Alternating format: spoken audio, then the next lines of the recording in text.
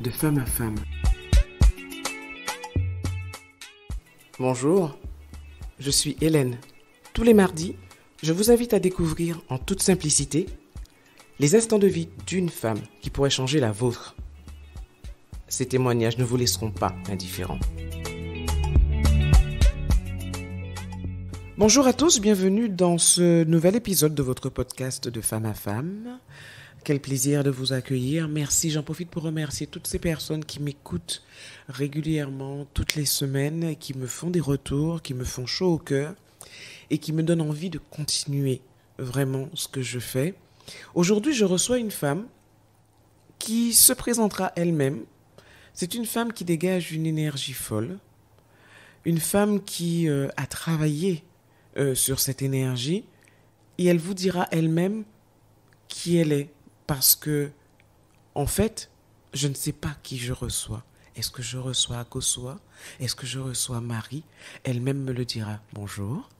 Bonjour ma chère Hélène. Alors, comme je l'ai dit, qui ai-je en face de moi? Même si ce sont peut-être les mêmes personnes, mais il y a sans doute un cheminement ou une histoire différente. Alors, qui ai-je en face de moi aujourd'hui? Akosua ou Marie? Alors aujourd'hui, j'espère que tu as devant toi une énergie très lumineuse. D'abord, parce qu'on est tous énergie. Alors cette énergie, elle est née Marie Laetitia Alex. J'ai été baptisée par ma grand-mère a voulu m'appeler Alex, ma mère a voulu m'appeler Marie, on pourra dire pourquoi elle a voulu m'appeler Marie, mais moi à un certain moment de mon parcours, j'ai voulu me nommer moi-même et avec l'aide de gens qui sont experts, je me suis nommée Akosua, Akosua, qui veut dire simplement l'âme qui est arrivée un dimanche. Et tu es née un dimanche. Je suis née un dimanche. Voilà. Voilà. Donc tu as choisi le nom qui te correspond. J'ai choisi le nom qui me correspond et j'ai choisi aussi deux autres. Il y a Akosua Fadili Africa. Alors Fadili, c'est aussi un nom qui me vient de l'Afrique de l'Ouest, dans le langage Fon, F-O-N. Mais ça, c'est pas grave, dès que ça vient d'Afrique, c'est bon pour moi. Et Fadili veut dire compassion. Parce que j'ai voulu à un certain moment de ma vie accepter que nous sommes ici tous dans un voyage et qu'il n'y avait pas lieu de se critiquer, d'éprouver de la haine ou d'avoir de la compassion pour l'être qui est devant moi, qui est en train de faire un voyage. Et donc, Fadili veut dire compassion. Et Africa, c'était vraiment un clin d'œil pour moi-même, pour mes racines.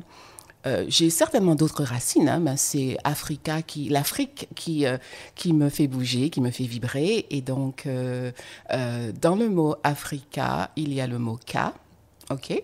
Et Ka, pour moi, veut dire beaucoup de choses. Déjà, ça me rappelle le Ka, dans le gros Ka, et la danse gros Ka. Et aussi, il y a le mot Ka qui veut dire énergie, qui veut dire esprit. Donc, voilà. Et dans notre créole, le mot « Ka », c'est la marque du présent.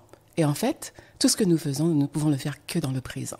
Il n'y a pas de passé, il n'y a pas de futur, il n'y a que le présent qui nous appartiennent. Voilà. Donc, voilà. Alors, avant que tu ne me dises la tranche de vie que tu souhaites partager avec nous, à quel moment de ta vie as-tu choisi de changer de prénom? Pas de changer de prénom, mais de prendre le prénom qui te correspond. Ça a pris du temps. On parle de la période Covid.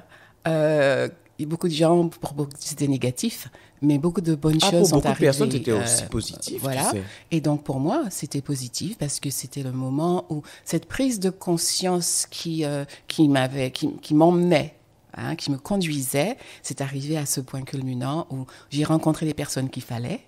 Et à la Guadeloupe est très importante dans mon cheminement spirituel. Et à ce moment-là, j'ai pu comprendre le pourquoi d'un nom. Et quand j'ai reçu cette explication, j'ai décidé que voilà, il était temps pour moi de changer de nom, de prendre une autre identité. Et d'ailleurs, la quête identitaire, c'est un motif dans ma recherche professionnelle. Donc, ça allait de soi, quoi. D'accord. Alors, Quelle est cette tranche de vie que tu souhaites partager avec nous? Alors, la tranche de vie que j'aimerais partager avec nos amis, tes amis qui nous écoutent, surtout à la Guadeloupe, mais un peu partout ailleurs, c'est la tranche professionnelle. D'accord. Parce qu'effectivement, j'ai un cheminement un peu atypique. Et certaines personnes me posent la question, et je crois que, bon, voilà, en étant ici avec toi aujourd'hui, il y aura beaucoup de réponses. Voilà. Alors, quelle est-elle cette tranche de vie? Comment a-t-elle commencé et où en es-tu aujourd'hui? Alors, c'est très intéressant parce que j'ai dû y penser moi-même. Et oui, parce que arrivé à un certain moment, on apprend que nous créons nous-mêmes notre propre vie. Et ça, c'est une belle parole. Tout le monde le dit maintenant. Mais quand j'ai commencé à réfléchir, je me suis retrouvée sur les bancs de mon lycée du Rézé, le CES du Rézé. Et c'est très intéressant par rapport à où je me trouve aujourd'hui. Le CES du Rézé, où j'ai fait mes classes de la 6e à la 3e, dans la salle de classe je crois que c'était Monsieur Bertelli, mon prof d'espagnol, qui nous racontait ses périples, où il avait pu voyager, aller en Angleterre. Si c'est pas Monsieur Bertelli, ça sera Monsieur Bergam, mais un prof de langue. Bergam, c'était anglais, Bertelli, c'était espagnol. Et ce professeur nous faisait rêver. Enfin, moi, il m'avait fait rêver. Sur mon petit banc de classe, là, il disait, oui, j'avais voyagé en Angleterre, en espagnol. Je me disais, waouh, ça serait tellement bien si je pouvais voyager. Et juste cette petite phrase. Des années après, je me vois la prononcer et quand je regarde mon parcours, je me dis, waouh. Donc, ça a commencé là. Et j'ai émis... La graine a été semée ce jour-là. J'ai émis cette sensation, ce désir. J'avais peut-être entre 12 et 14 ans. 14 ans. J'y ai plus pensé, mais après des années, je me suis retrouvée à Paris pour continuer mes études. Ensuite, je me suis retrouvée aux États-Unis, toujours pour continuer mes études. Et quand je regarde, je vois qu'effectivement, voilà, c'est comme ça que tout a commencé, ce désir. Mais des fois, nous avons des désirs, mais l'univers a autre chose, parce qu'on a prévu autre chose, voilà. Et donc, quand je suis arrivée aux États-Unis pour travailler sur mon DEA à ce moment-là, je me suis rendu compte que j'aimais beaucoup cet endroit et surtout le rapport avec les étudiants. C'était naturel, c'était différent de la France où c'était tellement rigide. Parce que moi, je fais partie de ceux qui devaient se lever dans mes salles de classe quand un prof rentrait. Et en France aussi, c'était plus ou moins la même chose. On se levait pas, mais il y avait cette distance entre le prof et l'élève. Et c'était pas la même chose aux États-Unis. Les profs parlaient bien avec leurs étudiants. Le tutoiement n'existe pas vraiment. Il n'y a pas de vouvoiement non plus. Mais on sentait que les rapports étaient beaucoup plus agréables, beaucoup plus humains. J'ai beaucoup aimé ça. Je me suis dit, waouh, j'aurais bien aimé revenir. Et donc, pour cela, j'ai dû faire une deuxième maîtrise parce que j'en avais déjà une. J'étais déjà au niveau des DEA. Et donc, pour pouvoir rester aux États-Unis, j'ai fait une deuxième maîtrise. Ce qui est intéressant, c'est qu'en France, j'ai fait une maîtrise d'anglais. Aux États-Unis, j'ai fait une maîtrise de français. C'est marrant, mais cette maîtrise de français me permettait de, plus tard, pouvoir enseigner aux Américains le français.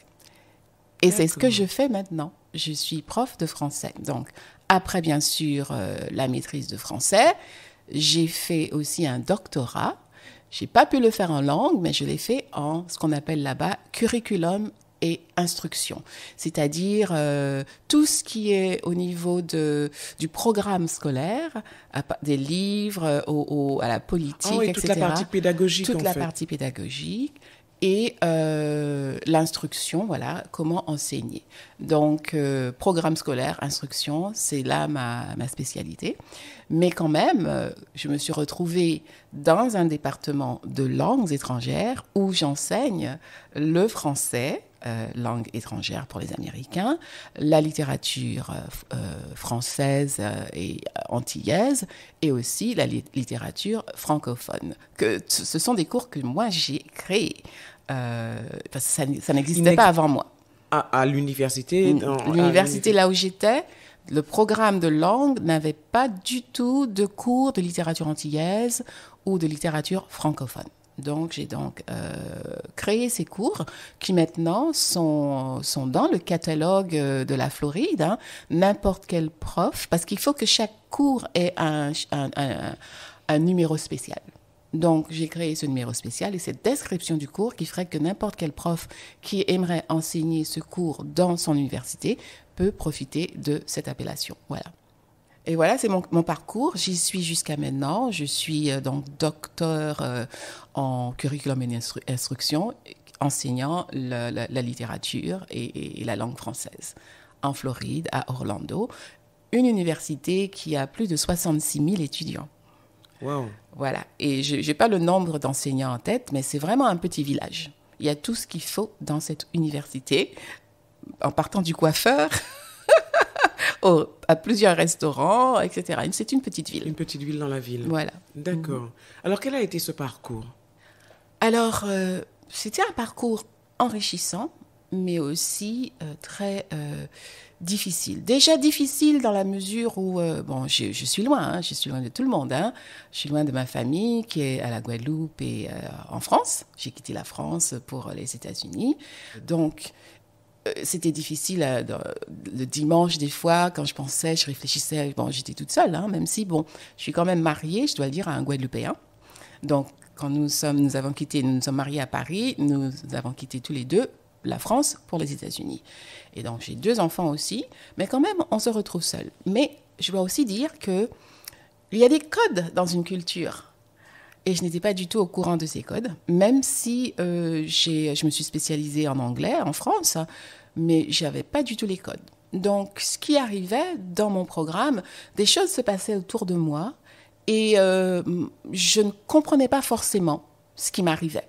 Par exemple, quand il m'a fallu postuler pour un poste de titularisation, tout professeur qui arrive à l'université, il y a un protocole à suivre. Il y a des visites guidées pour connaître l'université, il y a des entretiens, etc.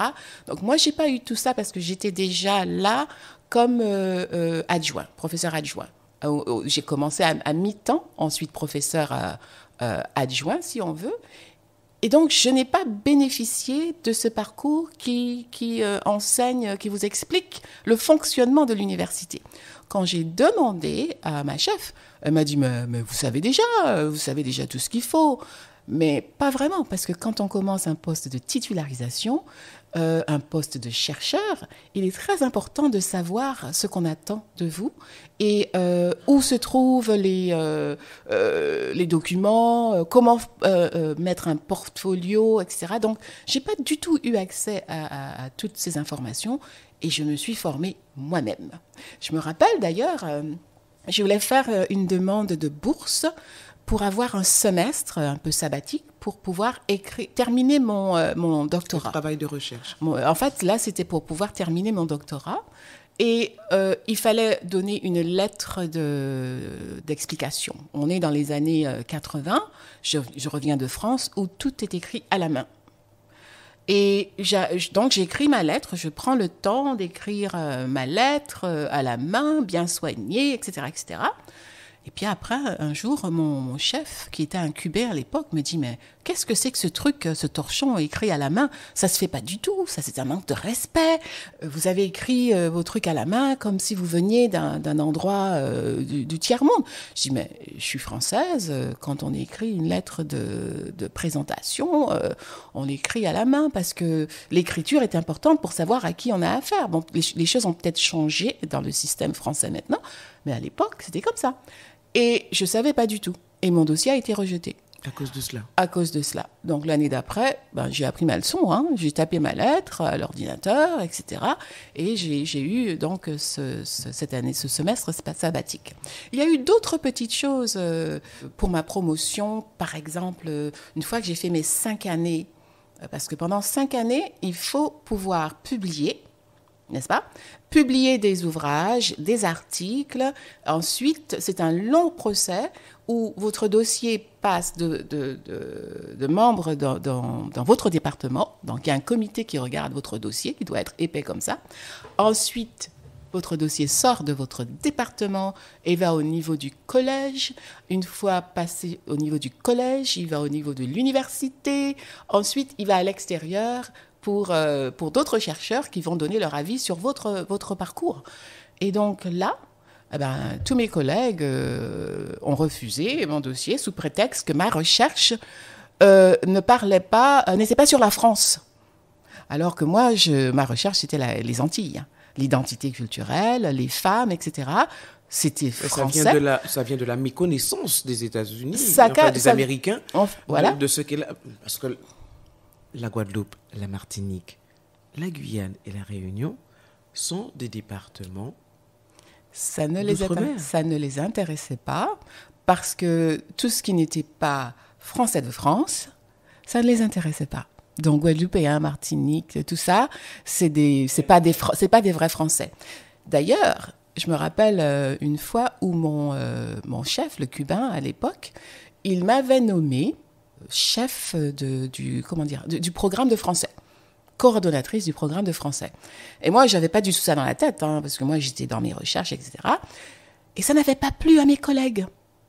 Donc, il avait fallu avoir une réunion avec le chef, où mes collègues, comment je vais les décrire? Le coderme, je sais pas, ils étaient là, et il y en a une qui a dit, de quel droit et sur quel processus est-ce que Madame Laetitia a-t-elle été choisie pour ce poste? Et cette femme a dit, moi, je suis française. OK? Et d'autres l'ont appuyée. C'est-à-dire que moi, avec mon identité guadeloupéenne, antillaise et tout ça, je faisais pas partie pour elle. La femme noire ne pouvait pas représenter la France. Exactement. S'il faut que je résume. Voilà, c'est tout à fait ça. Et le chef de département a dû la remettre à sa place. Et d'ailleurs, certaines de ses collègues ont été mises à pied pas longtemps après.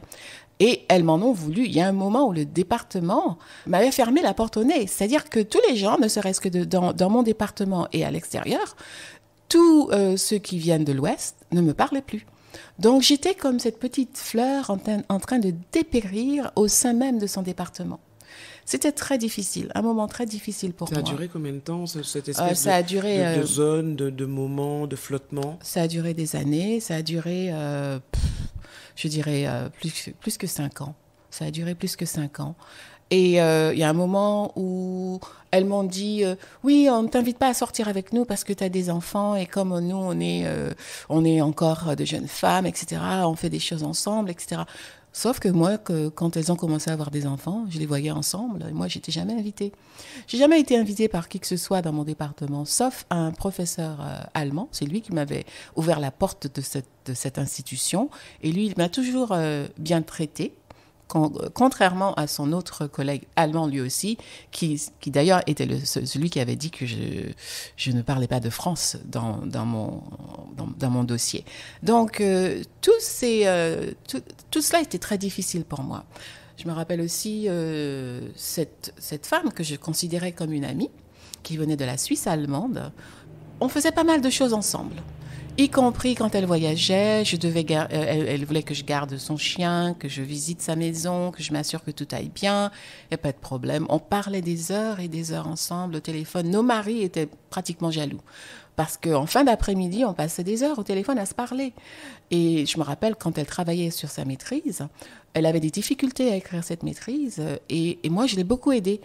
Même n'ayant pas lu les ouvrages qu'elle avait lus, je pouvais la guider pour lui faire écrire un document viable. Donc, on était vraiment proches. Et quand il a fallu que j'aie ce poste à temps plein, madame s'est tournée contre moi. Parce que elle aussi, elle avait postulé à ce poste que je ne savais pas. Et c'est mon chef qui, plusieurs fois, est venu vers moi, mon chef cubain, qui me dit hey, « ta petite amie, là, faut faire attention à elle, hein ?» Je dis, mais non, mon ami, on est bien ensemble, il n'y a pas de problème. Et je me rappelle même, cette année, j'avais fait un anniversaire surprise pour elle dans le département. Mais tout le monde le savait, sauf moi, qu'il y avait des trucs, il y avait anguille sous roche. Et donc, il y avait c'était gênant, c'était palpable, cette énergie négative, comme si les gens me regardaient, comme si, waouh, elle n'a aucune idée de ce qui se passe. Et j'avais aucune idée. Et cette femme, elle est allée jusqu'au point où, avec ses amis et ses autres copines, mes collègues, elles ont écrit une lettre au département d'immigration des États-Unis. Et je vais t'expliquer. À cette époque, j'avais un permis pour pouvoir enseigner à l'université, seulement à l'université. Je ne pouvais pas travailler à l'extérieur. Et donc, il n'y avait pas de problème, j'avais mon poste et tout. Mais mon mari, lui, n'avait pas de papier pour pouvoir travailler à l'extérieur de quoi que ce soit. Donc, il était carrément à ma charge à cette époque-là. Et j'essayais d'obtenir les papiers pour pouvoir être à temps complet, etc. Et l'université m'avait, comment on dit ça, permis d'avoir un avocat qui était chargé de mes papiers. Et un jour, j'avais eu un rendez-vous avec cette avocate qui m'expliquait que, bon, écoute, je ne sais pas si tu vas pouvoir renouveler ton visa étudiant, parce qu'on a tout essayé jusqu'à présent et ça coince quelque part. Mais je suis toujours légale, hein, j'ai ce qu'il faut. Oui, alors ce jour-là, je me disais, OK, il va falloir que je rentre en France. Et comment est-ce que je vais dire ça à mon mari? Il est en train d'apprendre l'anglais. Donc, je pleurais.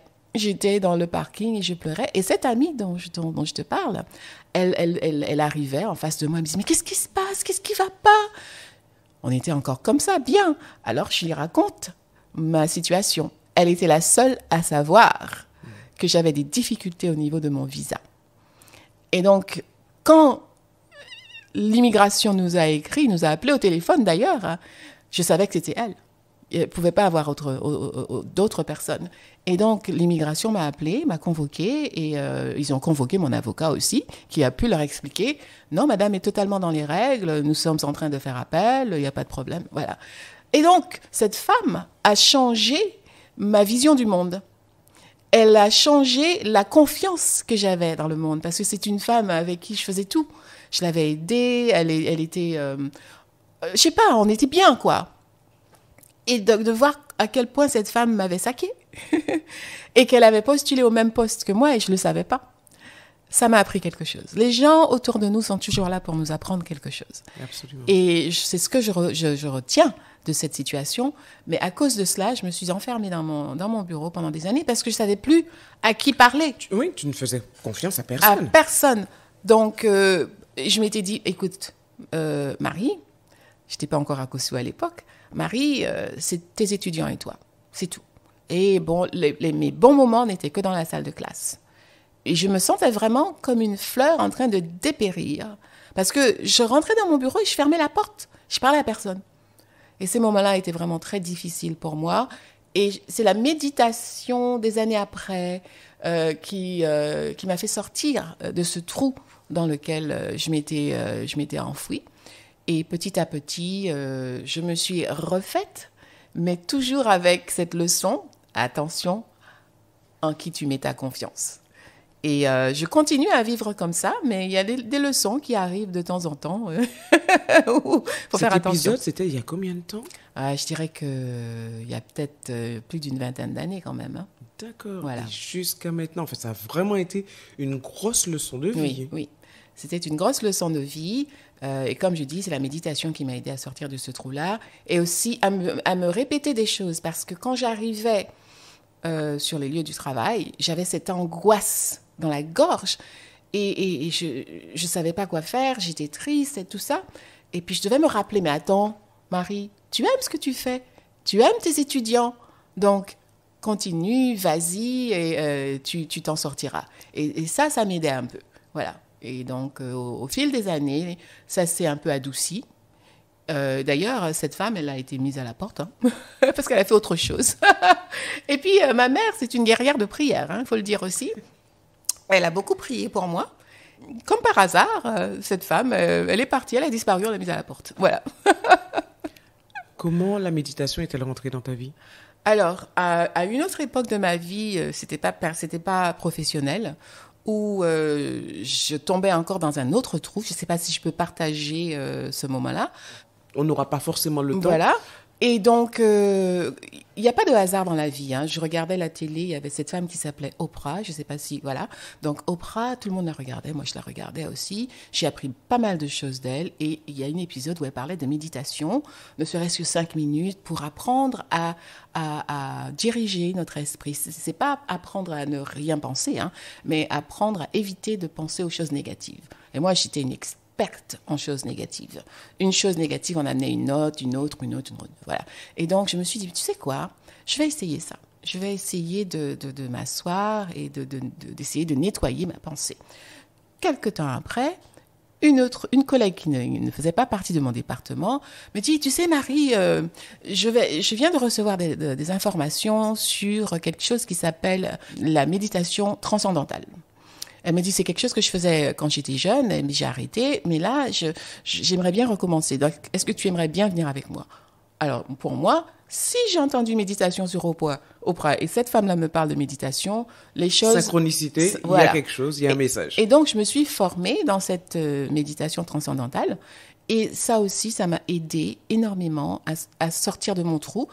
Ça m'a pris quand même quelques années, parce que les idées noires, j'en avais beaucoup. Et quand je dis idée noire, c'était, je conduisais, je voyais, j'ai une imagination très fertile. Je pouvais voir un écureuil devant moi qui passe juste comme ça, un petit écureuil qui vit sa vie.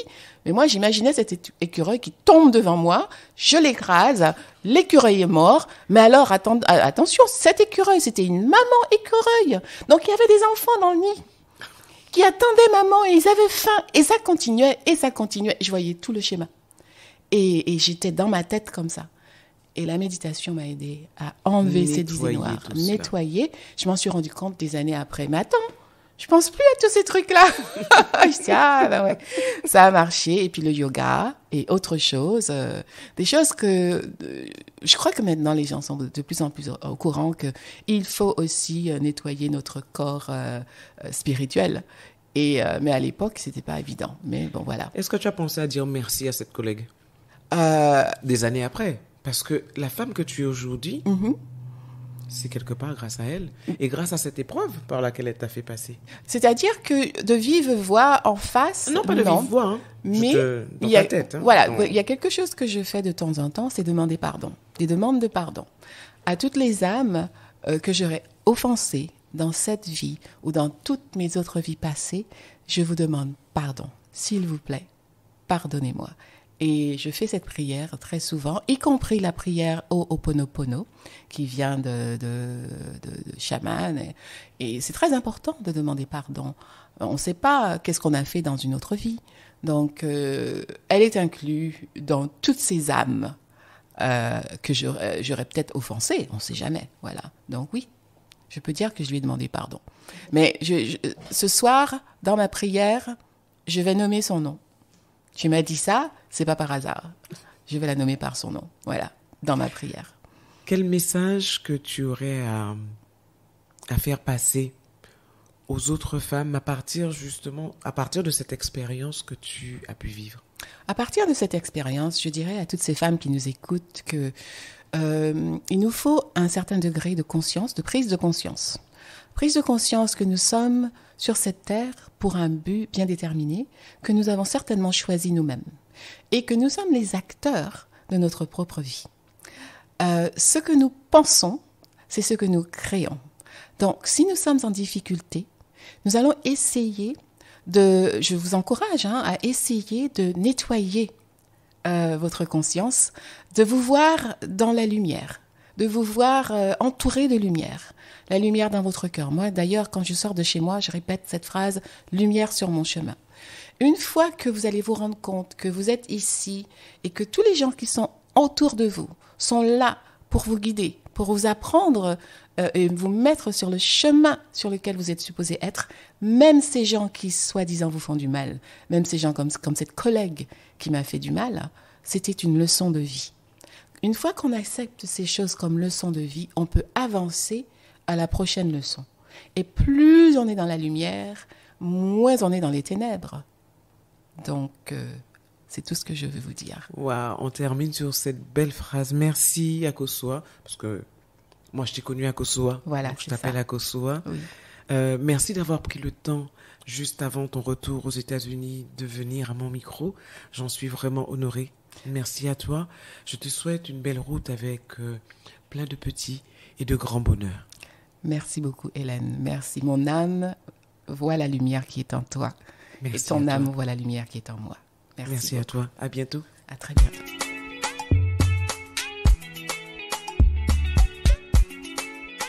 Merci d'avoir été avec nous pour cette tranche de vie. Si vous avez apprécié, pensez à vous abonner à ma chaîne YouTube Femme & Co pour ne manquer aucun épisode. Ils sont également disponibles sur Apple Podcasts, Deezer, Spotify, entre autres. Alors, likez, donnez un maximum d'étoiles, laissez vos commentaires et surtout, partagez.